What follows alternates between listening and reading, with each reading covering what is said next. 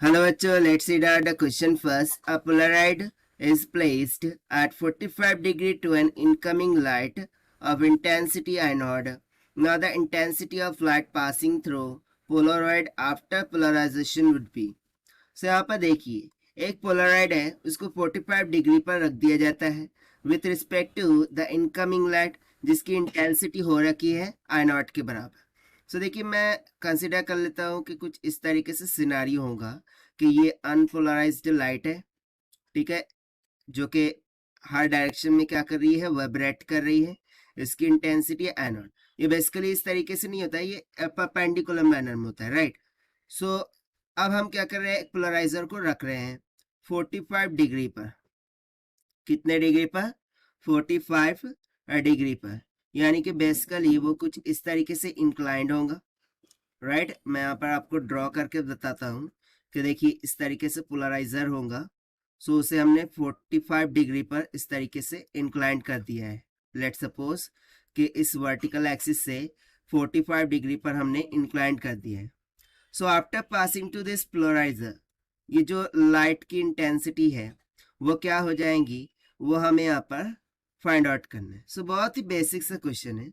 चलिए स्टार्ट करते हैं सोल्यूशन से। But before of its let's talk about the key concept which we are going to use here for this question. तो जब कभी polariser का कंसेप्ट आए, सो पोलराइड से आफ्टर पासिंग पोलराइड जो इंटेंसिटी ऑफ लाइट है उसका फॉर्मूला हो जाता है I nought times of cos square of theta. ये हमें कहाँ से मिलता है? मॉलस लॉ से, ठीक। सो यहाँ पर थीटा क्या होगा? एंगल जितने पर वो पोलराइजर इंक्लाइंड है, ठीक। सो अकॉर्डिंग टू क्वेश्चन हमें थीटा कितना दे रखा है? 45 डिग्री के बराबर, राइट। सो चलिए कैलकुलेशन कर लेते हैं कि after passing the polariser intensity will be I naught times of cos square of theta.